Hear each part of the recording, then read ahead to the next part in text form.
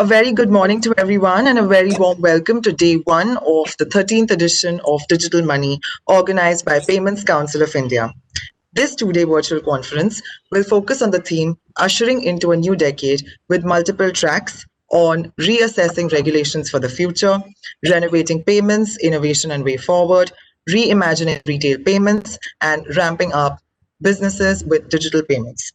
Before starting off, I would like to take this opportunity to thank our partners, our title partner Lyra, our powered by partner PhonePe, our agenda partner PayPoint, our payments partner PayU, our gold partners Visa, Freshworks and AWS, our silver partners Zeta and Paytm, our knowledge partner PwC, and our design partner Ethanos. Wow. So with that, I would like to begin with the inaugural session of Digital Money 2020. And for the same, I would welcome our esteemed guests, Mr. Loney Antony, Vice Chairman, Hiatchi Payments Service and Co-Chairman of Payments Council of India. We welcome you, sir. Thank you. And I would also like to welcome Mr. Christophe, Mariette, India Chairman and Global Sales Director, Lyra. We welcome you, sir. I would now first request Mr. Antony to please address the audience with the welcome address. Thank you so much. Okay, a warm welcome to everybody, all the delegates, the panelists, the speakers, and more importantly, our sponsors who has made it possible to get to this 13th edition of one of the biggest conferences in the payment industry, which is organized by the Payment Council of India. Over the years, this conference has brought together all the fintech, the digital players, the enablers, supportive financial institutions, and is kind of making it a perfect platform for industry stalwarts to collaborate, regulators to lead initiatives, experts to provide insights that will drive growth of payment industry.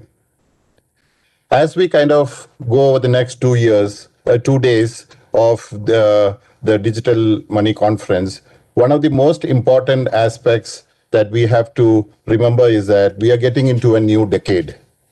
And it's always good to kind of pause and look at what needs to be done going forward.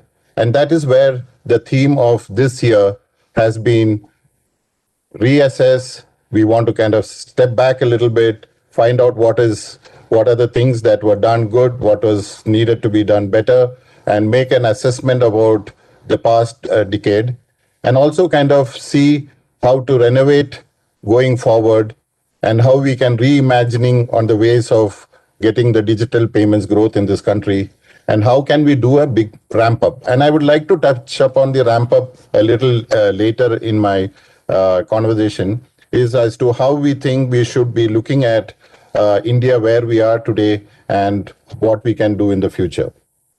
This conference over many years has attracted a lot of delegates. We have been growing exponentially in terms of number of delegates attending, but this year is going to be really a record one.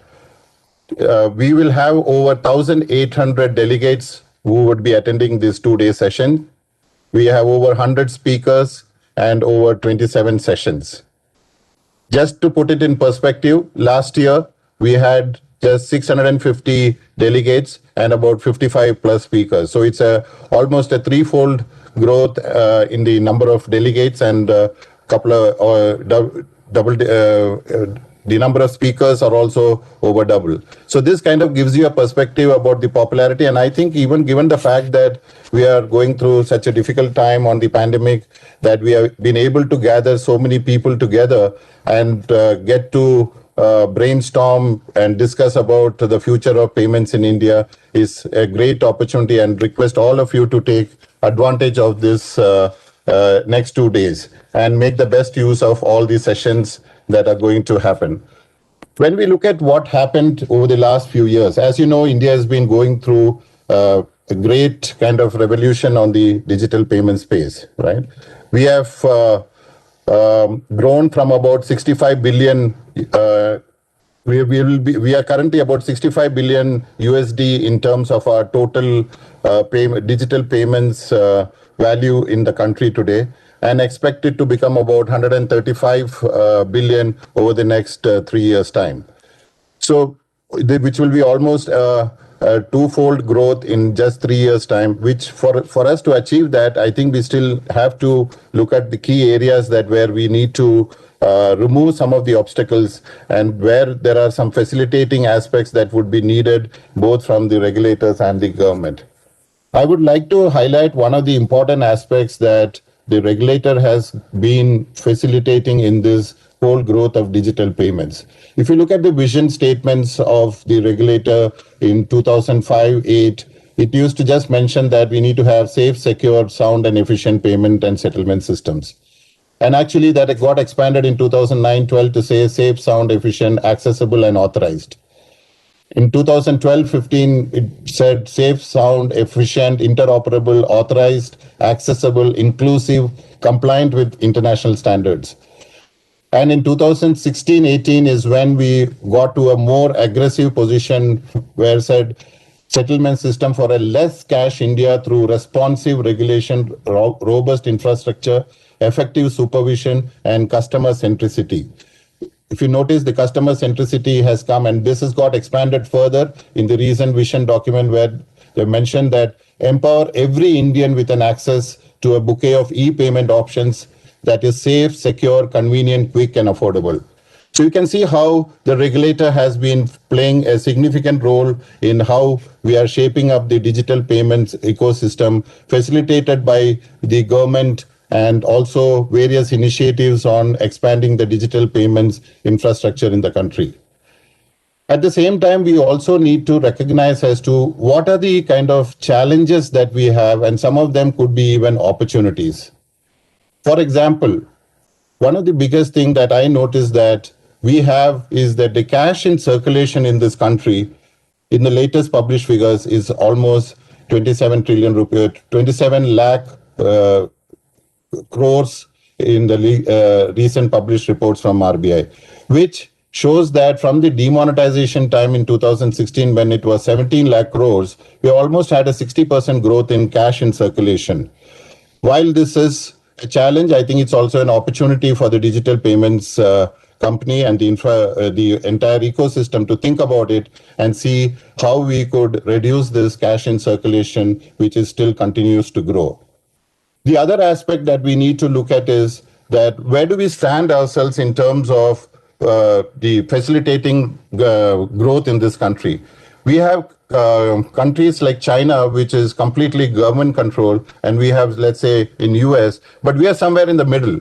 We are still trying to discover what is best for us from a ecosystem point of view, whether we should leave it completely to market forces or whether the government and the regulator should step in as and when needed. I don't think we have really found a balance. We have had challenges in terms of where we have had our growth in the digital payments got restricted in some aspects, particularly recently on the zero MDR issue, etc. So we feel that we need to kind of really find a mid path if we are continuing on the mid path. And not to say that either of the extreme kind of framework which is followed in China or US has really not helped them, because, for example, China, just for an example, only on the e-commerce side, right, is 1.5 trillion in terms of value. And compared to that, India is just about 30 to 35 billion.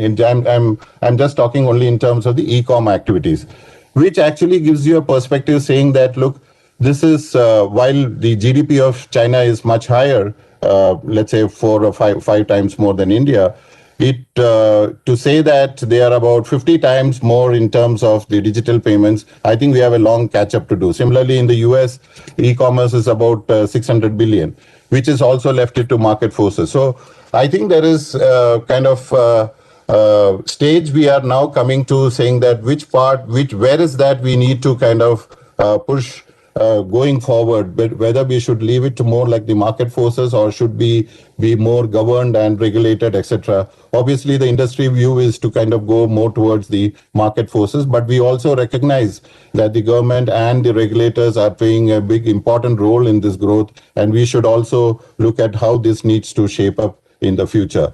With these few thoughts of how we should look at the next decade, I welcome again all of you to this 2 days of exciting discussions over the next 2 days, and Look forward to hearing the feedback and also to usher in the new decade of digital payments growth in India. Thank you. Thank you so much, sir, for that welcome. I would now request Mr. Christophe to please take over for the keynote address. Thank you. Thank you. I am very glad to be the part of opening of digital money. Thanks to Loney and Antony to have very well introduced this session. And I would like also to thank IMAI and for the organization, the sponsors, and all the speakers. COVID-19 has highlighted the need for global cooperation and has accelerated the digitalization of payment. Fortunately, India has made its digital payment revolution, the demonetization before the COVID. Without this revolution, the impact would have been worse on the economy.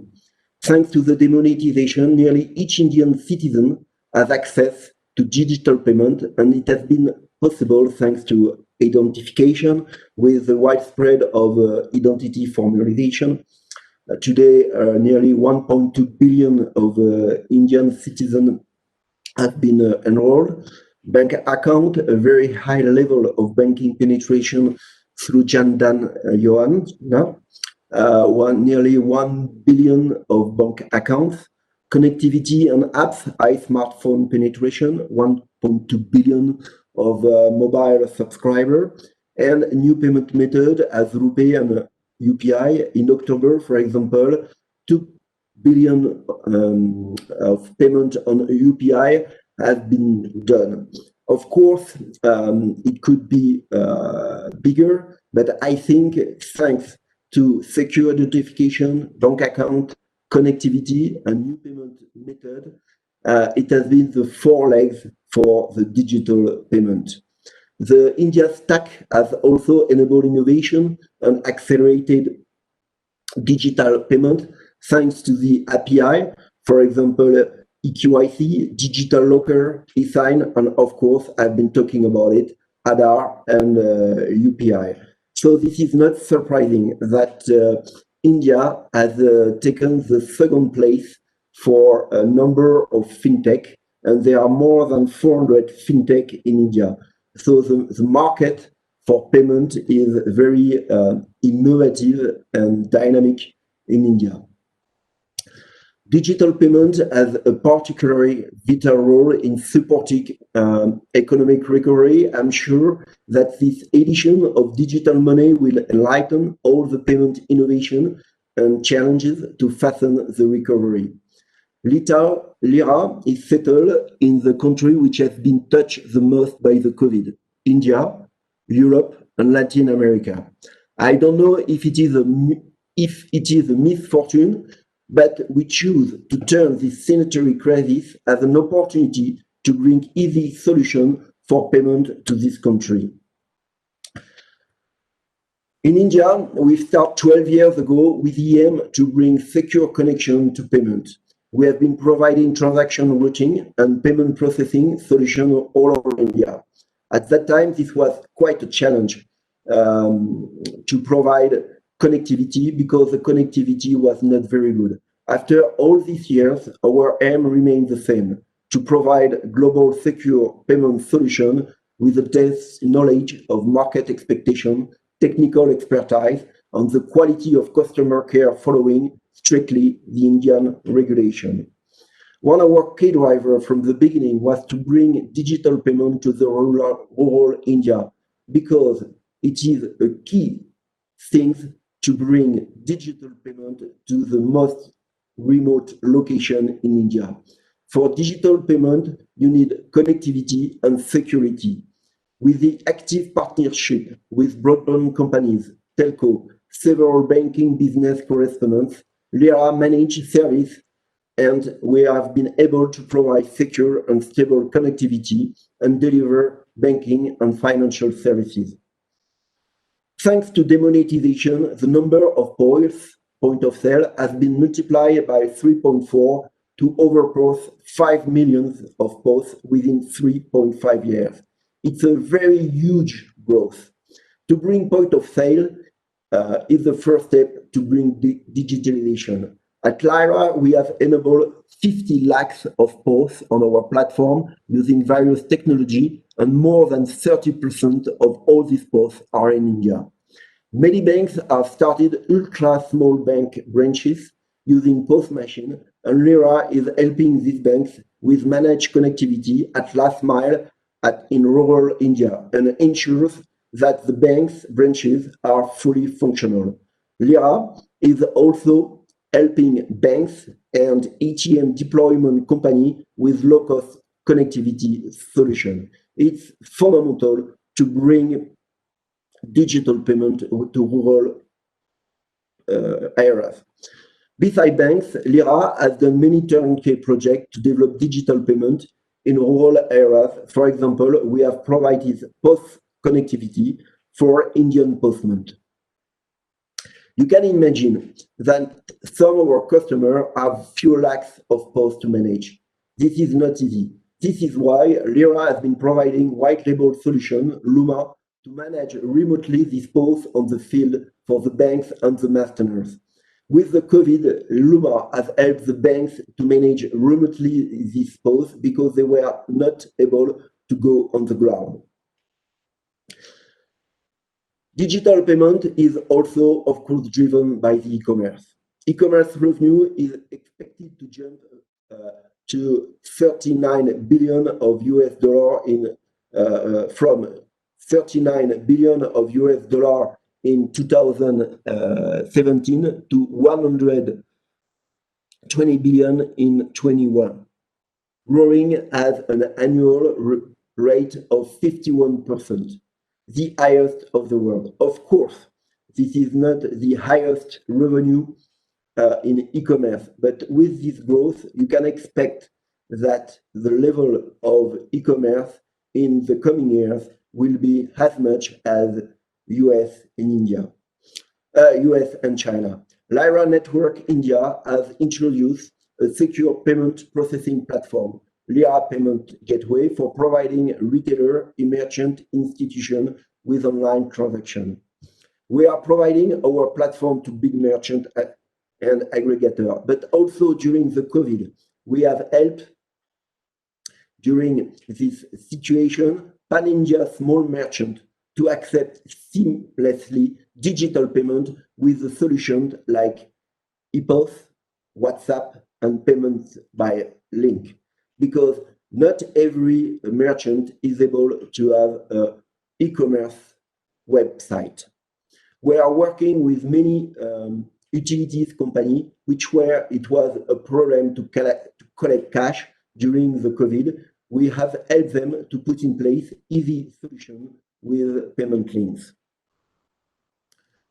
Payment shall be available 24 hours by 7, and you can't have any failure on the whole chain. This is why Lyra has developed its own product and solution rather than taking help from third party to maintain secure and seamless data flow between merchant and bank, and in future it will continue to do so. This is why also we are not in the cloud, because we want to be sure where are the data. The data in payment is a key point, and we have to secure this data and to locate them in India. So that's why we decide to not use the cloud and to be completely compliant with the regulation. To control all the chain of payment, we are providing also our own payment switch, because we had to face in the past very difficulties with some switch. So we have a switch to RuPay, Visa, and MasterCard. And we have also our own MPI, merchant plugin, to equip the merchant with the facility to authenticate the card user. India has not yet turned toward 3DS2. In Europe, 3DS2 has been started, and it will be mandated in March 2021. And 3D Secure 2.0 will help seamless payment, because all the transactions will be authenticated, but nearly 80% without the interaction of the buyer. Why it will be possible? It will be possible because lots of data will be exchanged in the authentication process with 3D Secure. Infrastructure and connectivity. Good infrastructure is a key factor to provide good service. We are proud of our high-end infrastructure in Bangalore and Mumbai office. The robustness of this infrastructure has proven once again in the lockdown period. During this lockdown period, our services were fully available and helped people of all the country to make digital payment. Digital payment technology and infrastructure has helped the government and people of India in this pandemic to move funds and keep business and the economy going on. One of our credential service, Lyra SIM solution, has been providing an excellent security and uninterrupted connectivity for every transaction. Lyra SIM solution provides last mile connectivity with various types of network. Today, we are managing the flow of 14 lakh POS terminals on 1.2 lakh e-merchants, 1.2 lakh e-merchants, processing more than 16 million connections per day. You can imagine that the network shall be on 24/7. It also caters to the payment-related requirement of the organization with well-equipped platform to ensure security in payment processing across a plethora of payments modes, including credit and debit card, net banking, e-wallets. Security. With the number of transactions increasing in real-time payment, anti-fraud engine has to be very agile because decision regarding a transaction has come down to less than 10 milliseconds when it was in the past a few seconds or even much more. Payments data are quite important. Government has taken very good initiative in regulating the fact that payment data shall be located in India and that data privacy is very important. Each citizen has to keep personally his own data. Lyra Network has employed also regular internal and external audit, and of course we are certified PCI DSS. And as a conclusion, I will have to say that the current crisis has accelerated changes that were already coming: distance working, online banking, e-commerce, and digitalization of service. This should motivate fintech to innovate and go forward with the product and solution which not just meet the requirement but surpass them. This virtual conference will do justice to the name of digital money. I'm sure that this conference will need a lot of exciting minds, exchange of knowledge and ideas. As we are about to enter in a new decade after the sanitary crisis of the COVID, I'm sure that the new age of technology will surprise us in a good way. We will continue with two roundtable discussions: the porthole of digital payment, superhighway, and toward the future of payment, frictionless and contactless. Thanks a lot. Thank you so much, sir.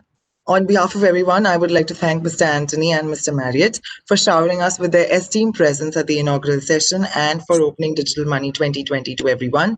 Thank you to our audience. We will soon join in for our next session in a short while. Do visit our virtual exhibition space to check out our partner booths and their offerings. Thank you so much, sir. Thank you, Mr. Antony. Thank you, Mr. Christophe. Thank you. Thank you very much.